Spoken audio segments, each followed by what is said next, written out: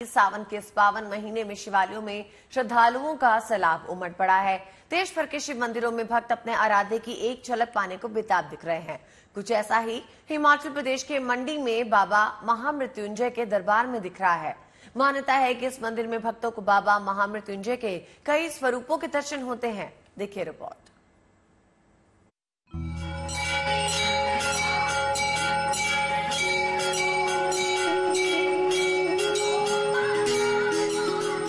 ये भव्य दिव्य दरबार महामृत्युंजय का है।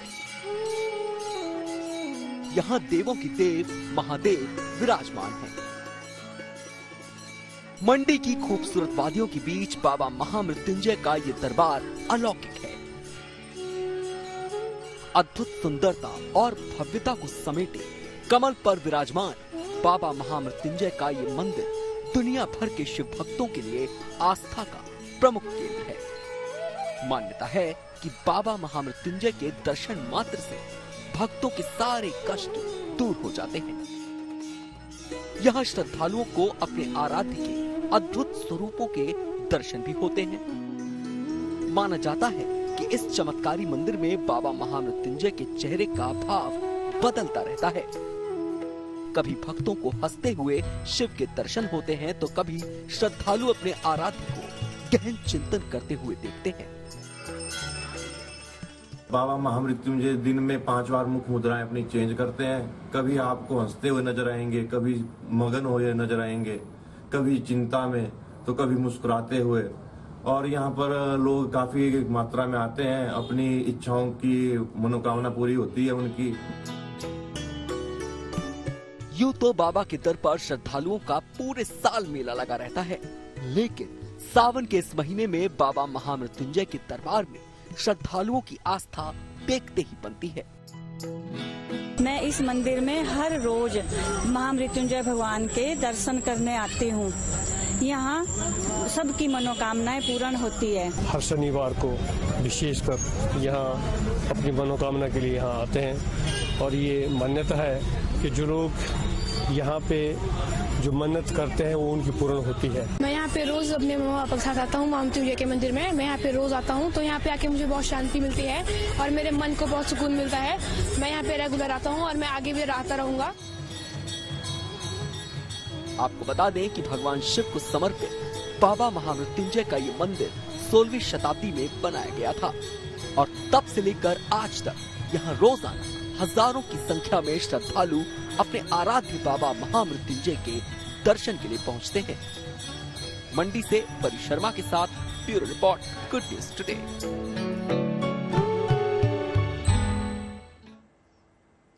अलीगढ़ में एक महिला ने भगवान राम के प्रति आस्था की अनोखी सी मिसाल पेश की है। 70 साल की शशि गौड़ पिछले 30 साल से कागज पर सीताराम लिख रही हैं। दरअसल शशि ने अयोध्या में राम मंदिर निर्माण के लिए 30 साल पहले राम जन्मभूमि मंदिर के अध्यक्ष महंत नृत्य गोपाल दास की प्रेरणा से सीताराम लिखना शुरू किया। शशि गौड़ अब तक 850 कॉपी में करीब 2.5 करोड़ बार सीताराम लिख चुकी हैं और अयोध्या में राम मंदिर निर्माण का शशि का संकल्प पूरा हो चुका है। लेकिन शशि बताती हैं कि उन्हें अब सीताराम लिखने से सुकून और शांति मिलती है और वो मगन होकर इस काम में ही लगी रहती हैं।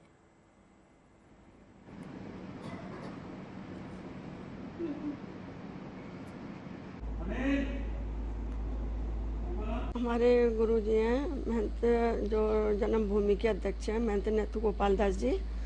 तो वो एक बार 30 साल पहले करीब अलीगढ़ में आए थे और हम उनसे मिले थे। तो उनकी प्रेरणा से ही हमने सीताराम लिखना शुरू किया।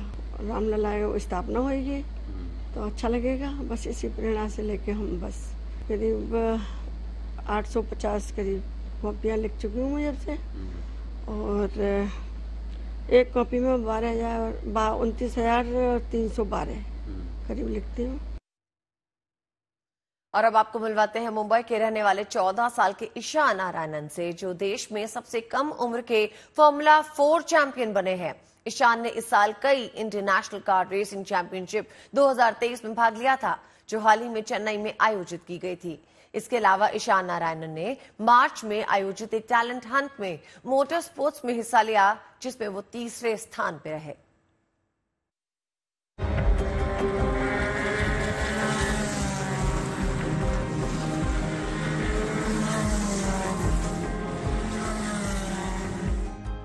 रेसिंग ट्रैक पर रफ्तार का ये रोमांच देखना किसे नहीं पसंद है।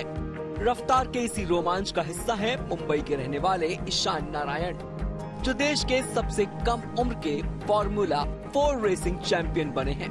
ईशान को बचपन से ही मोटर स्पोर्ट्स में काफी दिलचस्पी रही है और उन्होंने अपने इस सपने को पूरा करने के लिए दिन रात मेहनत की, तब जाकर उन्होंने ये मुकाम हासिल किया है। मैं चाइल्डहुड से बहुत कार्स का वो था, मतलब मुझे कार से खेलने में बहुत पसंद था बचपन से ही।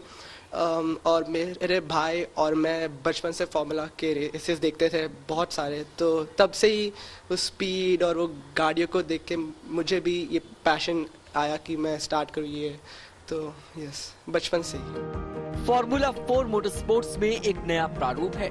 2014 में पहली बार इसको आयोजित किया गया था। ईशान ने इसी साल MRF, MMSC, FMSCI Indian national car racing championship 2023 में भाग लिया था, जो हाल ही में चेन्नई में आयोजित की गई थी। इसमें हिस्सा लेने वाले वो मुंबई के एकमात्र फॉर्मूला 4 ड्राइवर हैं। इतना ही नहीं, 14 साल के ईशान नारायण ने इसी साल मार्च में आयोजित टैलेंट हंट में मोटर स्पोर्ट्स में हिस्सा लिया, जिसमें ईशान ने शानदार प्रदर्शन किया और उन्होंने फॉर्मूला 4 में तीसरा स्थान हासिल किया। यहाँ पर F4 में इंडियन टीम्स होते हैं जो नेशनल चैंपियनशिप्स खेलते हैं, एंड ये जो फार्मूला 4 कार्स होता है वो उसको हम LGB 1300 F4 कार्स बुलाते हैं। वो सब सिंगल सीटर कार्स होता है, प्लस वो मैनुअल होता है जिसमें एज शिफ्टर गियर यूज होता है। ईशान बताते हैं कि रफ्तार के डर के बावजूद भी उनके माता पिता ने उन्हें आगे बढ़ने में पूरा सहयोग किया है, जिसकी बदौलत ही वो आज फॉर्मूला 4 रेसिंग में काफी अच्छा प्रदर्शन कर पा रहे हैं। मॉम ने मुझे बहुत डिसिप्लिन किया है, मेरे लाइफस्टाइल को बहुत फिट किया प्रॉपरली पूरे स्केड्यूल में। एंड मॉम का फियर जो है स्पीड का, उसके बावजूद भी मॉम ने मुझे बहुत सपोर्ट किया अभी तक और करेंगे आई होप, एंड डैड ने भी बहुत सपोर्ट किया है। ईशान का सपना है कि वो फॉर्मूला 4 में देश का नाम रोशन करने के बाद फॉर्मूला 1 में भी हाथ आजमाएं। मुंबई से पारस दामा, गुड न्यूज टुडे। राष्ट्रीय हथकरघा दिवस के मौके पर लंदन भारत के रंगों में रंगा नजर आया। वहां भारतीय मूल की 750 महिलाओं ने साड़ी में वॉकथॉन की और अपनी संस्कृति से दुनिया को रूबरू करवाया। इस वॉकथॉन को लंदन की सड़कों पर वंदे मातरम और भारत माता की जयकारे से गूंजते हुए किया गया। फिर फिल्मी गीतों पर महिलाओं ने जमकर डांस भी किया।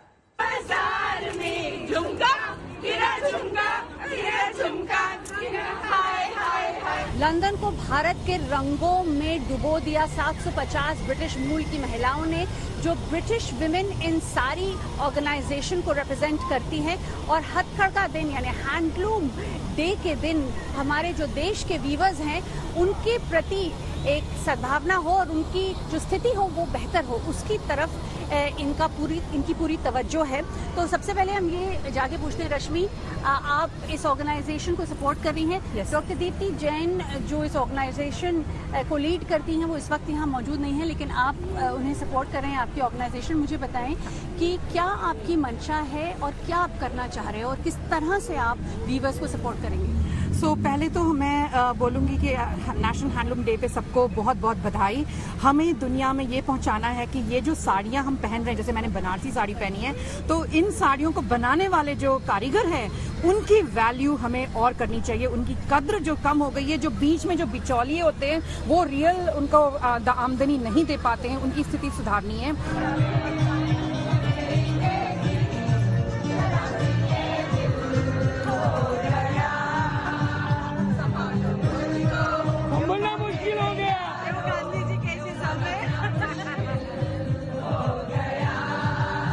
और भी खूबसूरत बात यह है कि हर प्रदेश से लोग महिलाएं आई हैं और अपने प्रदेश के वीव के बारे में वो बता रही हैं। जिस तरह से भारत है ना, अलग अलग धागों से बना हुआ एक फैब्रिक, बस उसी का ये पूरी नुमाइश है यहाँ लंदन में।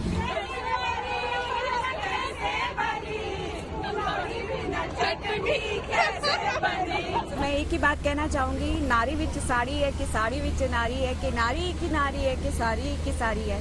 जैसे एक साड़ी को वीव करने के लिए हजारों धागों का ताना बाना बुना जाता है, वैसे ही वॉकाथॉन बुनी गई है अपनी हजारों लड़कियों औरतों के साथ, जो महिलाओं ने मिलके एक वॉकाथॉन को तैयार किया है और भारत देश को रिप्रेजेंट किया है ब्रिटेन में।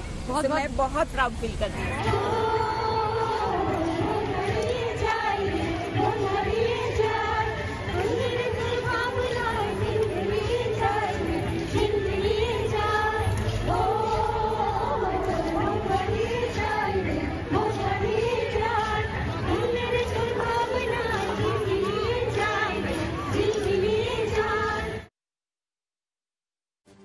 और चलिए इसी के साथ पहुंच गए हैं लंच टाइम के अंतिम पड़ाव पर, जहां पर आपको दिखाएंगे किसी महान शख्सियत की कई बातें। देख लेते हैं आज का विचार।